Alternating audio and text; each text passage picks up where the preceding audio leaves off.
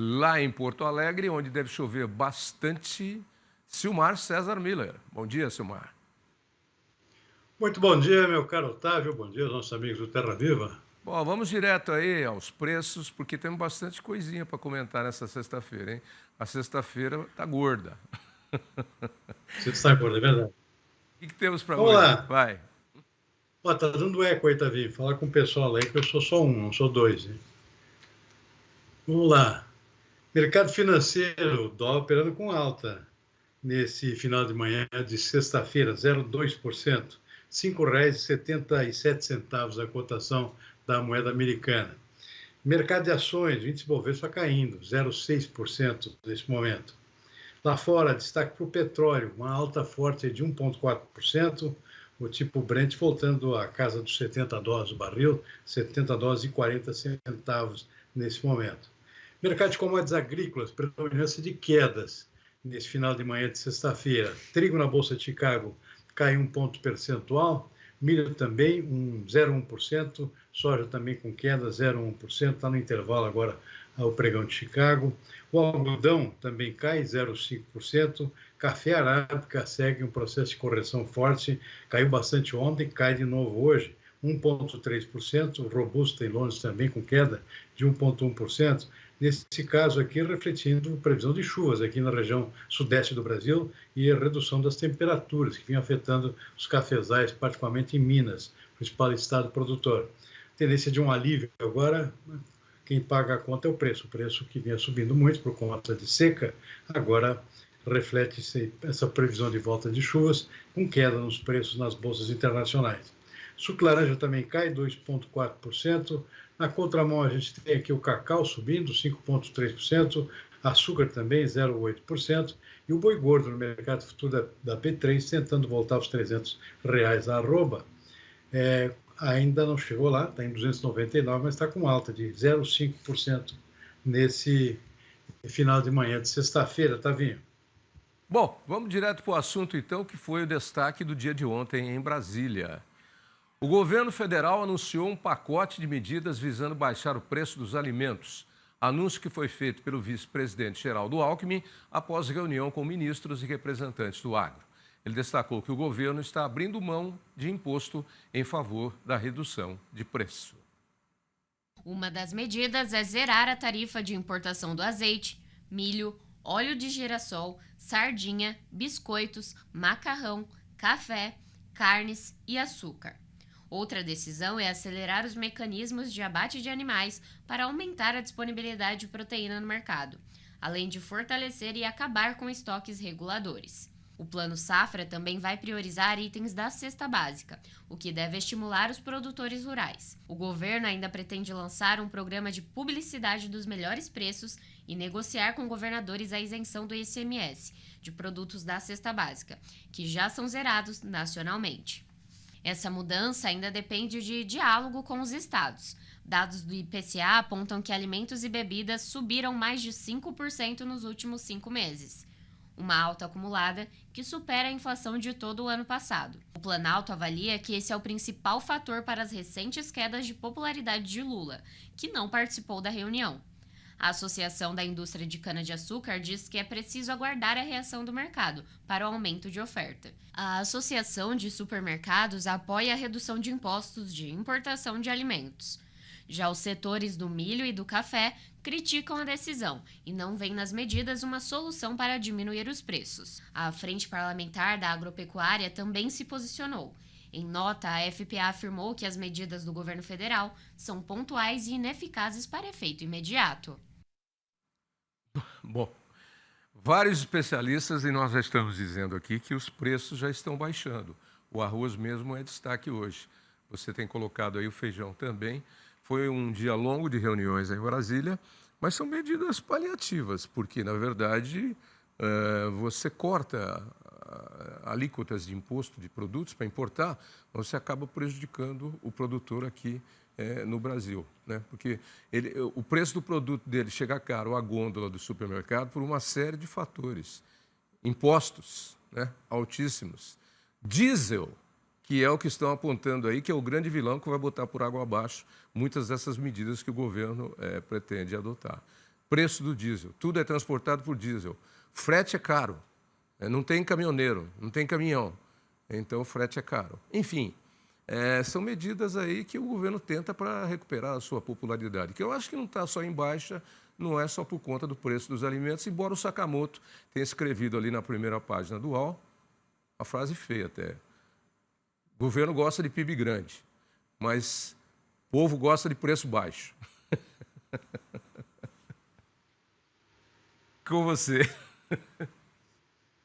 Tavinho, é um esforço mais de efeito, possível efeito psicológico do que, na realidade, que vai contribuir de alguma forma para baixar preço de alimentos. Bom, primeiro que a gente já viu aqui que não entra na lista nem arroz nem feijão, como eu já vinha antecipando aqui, os preços já caíram, são dois produtos básicos importantes, estão já com preço em queda já há bastante tempo, até porque a produção aumentou, ou seja, os preços altos no ano passado estimularam os produtores a plantar mais, temos aí uma safra maior de arroz e feijão, tanto que arroz e feijão, com os preços já caindo, não precisaram entrar nessa lista aqui de alguns produtos que ainda resistem com um preço um pouco mais elevado. É o caso das carnes, mas também estão caindo, carne bovina está com preço em queda, por conta de queda nos preços do boi. Então, o governo aí elimina imposto de importação, achando que pode trazer algum alívio com a entrada de produtos de fora a preço mais baixo.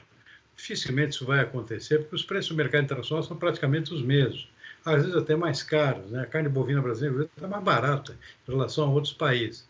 Você tira o imposto, não vai fazer grande diferença, sem contar que tira o imposto, mas tem que levar em consideração que tem o frete interno para levar esse produto do porto até o supermercado, em um país de vastidão continental, como é o caso do Brasil. E o frete, como você mesmo mencionou, aí, os fretes têm subido muito, de quase 40% aumenta o custo dos fretes no Brasil de um ano para cá.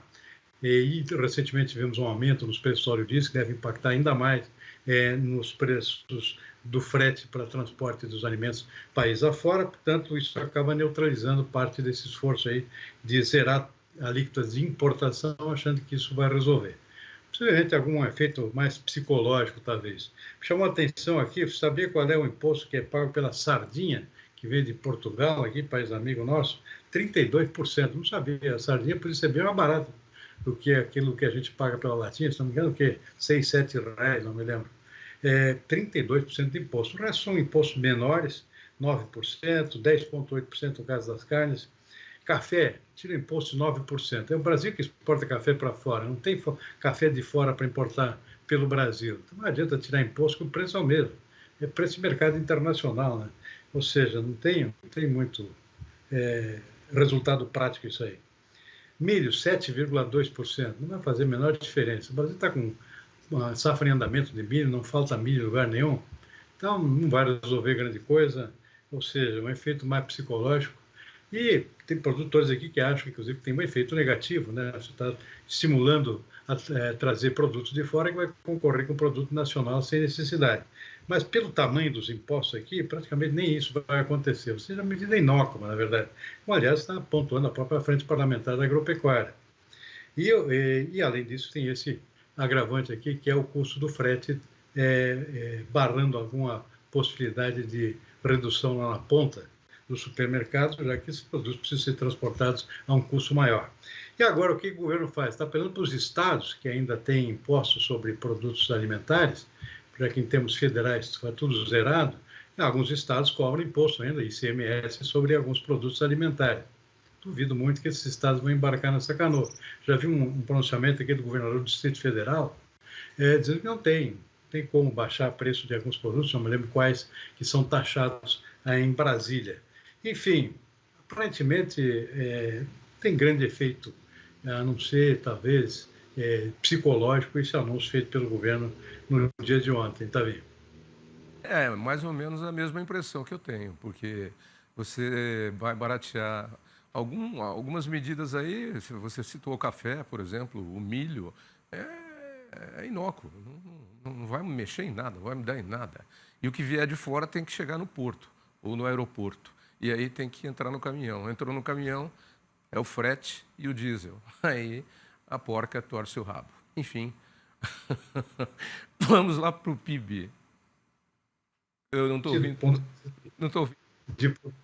populares. É o caso do azeite, né? Azeite de oliva paga 9% de imposto. Não é diferente, está R$ 50 uma embalagem lá de 500 mililitros, tira 9%, não vai fazer diferença nenhuma para o consumidor de baixa renda, né? Isso não é um produto popular. Então, não tem nem por que incluir na lista. Aqueles óleos, um deles, inclusive, tem um nome muito comum de mulher. E aí, esses óleos aí que são mistura de 10% de azeite com óleo de soja, também subiram de preço. Então, vai sair de 50 o azeite importado e vai vir para 47. R$ 43 você compra um pãozinho francês hoje. É um negócio impressionante. Um pãozinho custa R$ 2. Bom, e mesmo porque depende de um tempo, porque depende de acordos. Olha, nós vamos fazer isso, fazer aquilo, mas dependemos do governador X, do governador não sei o quê, dependendo do não sei o quê. Então, não tem efeito imediato. Parece que o próprio governo entendeu isso, tanto que deixou a tarefa de anunciar, que era a previsão, era o presidente Lula anunciar lá, ou seja, uma queda importante no preço dos alimentos, dentro da campanha de melhorar a popularidade dele, né, especialmente junto a esse pessoal de renda mais baixa. Deixou a tarefa para o vice-presidente lá, porque você não quis bancar esse papelão lá no anúncio desse tipo de medida, né, também. Mais um Pix, não. Né? Ia ser o segundo Pix aí na popularidade. Mais um, não. Vamos lá para o PIB. O PIB grande.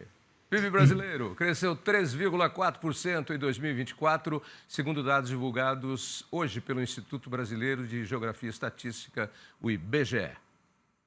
O avanço é o maior registrado desde 2021, totalizando 11 trilhões e 700 bilhões de reais. O índice também aponta alta de 0,2% no quarto trimestre de 2024, frente ao período imediatamente anterior, segundo o IBGE.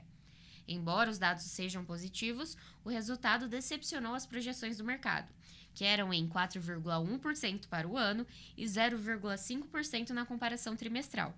As variações positivas do PIB foram impulsionadas principalmente pelo setor dos serviços e da indústria, que cresceram 3,7% e 3,3% respectivamente. Já no lado das quedas, a agropecuária liderou, com recuo de 3,2%, impactada pelos efeitos climáticos, resultando na queda de produtividade do milho, de 12,5%, e da soja, de 4,6%. Silmar, e aí tem no UOL de hoje uma análise aí do PIB dos últimos 5 governantes do Brasil. Foram 2 governos FHC, 2 Lula, 2 Dilma, Dilma metade só do segundo, depois vem o Temer, aí vem Bolsonaro, e aí vem o Lula novamente. Nós temos alguns poucos períodos do PIB em vermelho, abaixo da linha zero. Normalmente ele vai oscilando para cima e para baixo, com alguns bons resultados e outros resultados aí não muito bons. Mas, na média geral, o PIB brasileiro é um negócio meio estacionado aí, né? Não dá uns saltos grandes que nem o da China, por exemplo, como a gente já viu aí há algum tempo atrás.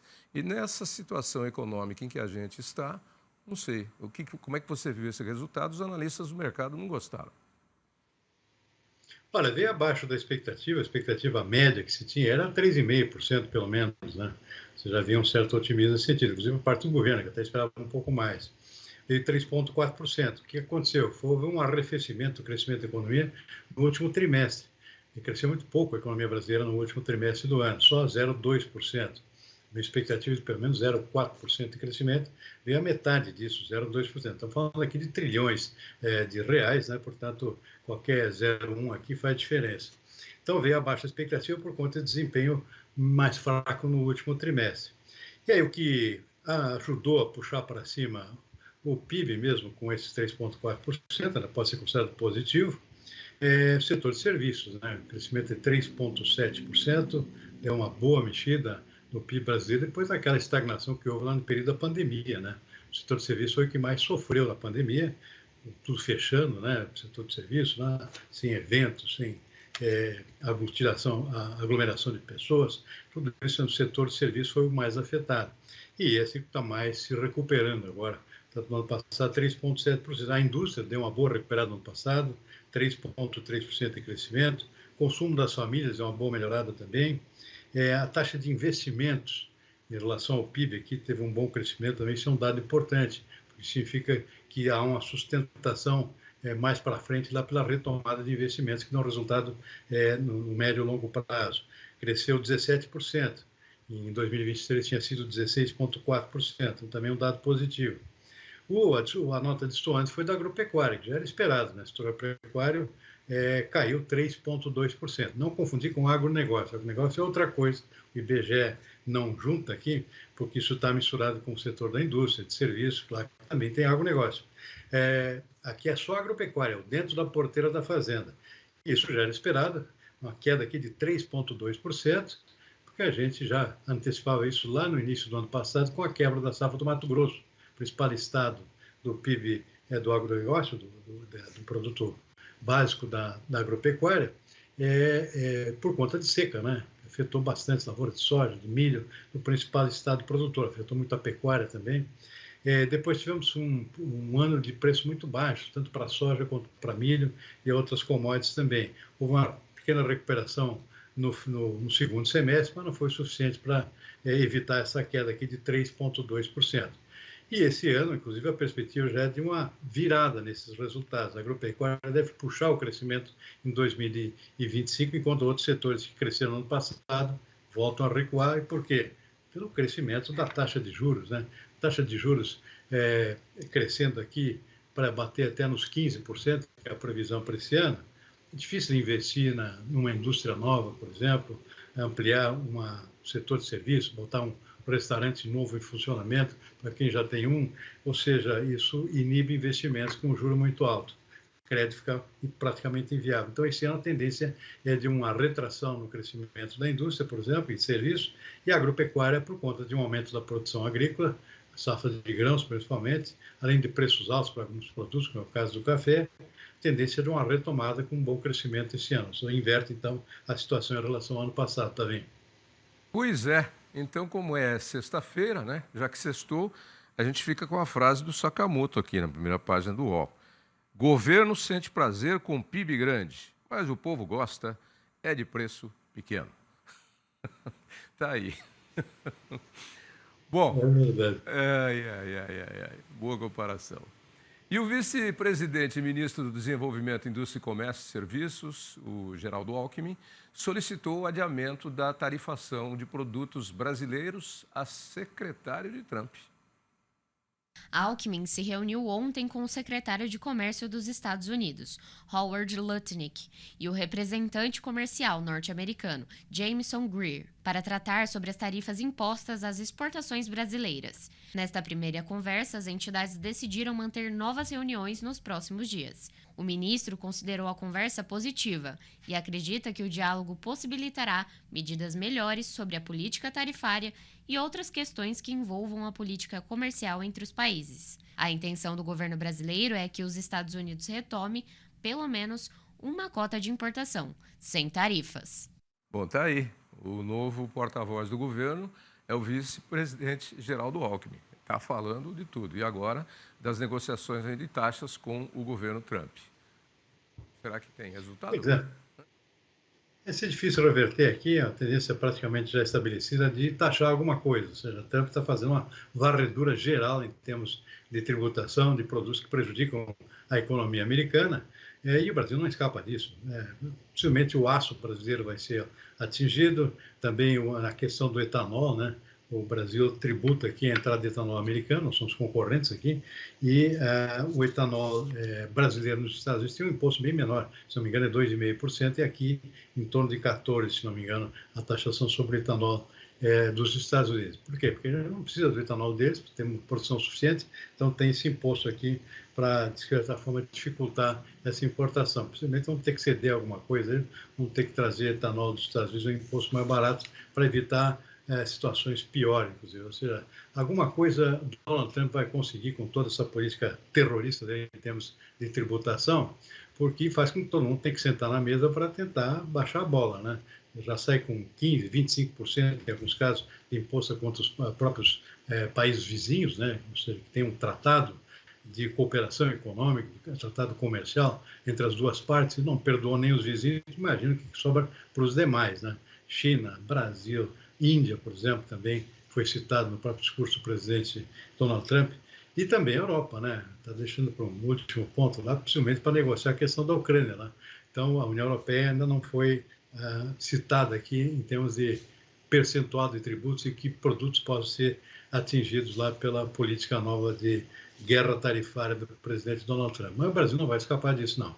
Não vai não. E o Trump joga pesado, né? Ele manda lá para cima mesmo para depois negociar, se quiser, senão vai ficar lá em cima. É mais ou menos quando você é fornecedor e se dá orçamento uma vez, 2 vezes, 3 vezes, 4 vezes, 5, 10 vezes para a mesma pessoa que te pede serviço e ela nunca fecha o serviço com você. E ela sempre vem regatear o preço. Aí, numa determinada 11ª, 12ª vez, você já manda logo, o valor é 10, você já manda logo 100, que é para não fazer mesmo, nem me amola. É mais ou menos isso o que está acontecendo. Bom, vamos embora então. Sexta-feira, segunda você está de volta e ficamos com a frase da semana do Trump. Acabou a moleza. Nós, Estados Unidos, fomos roubados por todos os países do mundo a vida inteira. Agora, no more. É isso. Ele falou lá no Congresso americano. Exatamente, mais ou menos isso aí. Ok, Tavinho, boa semana para você e toda a turma aí. Para você também. Até segunda. Um abraço aí.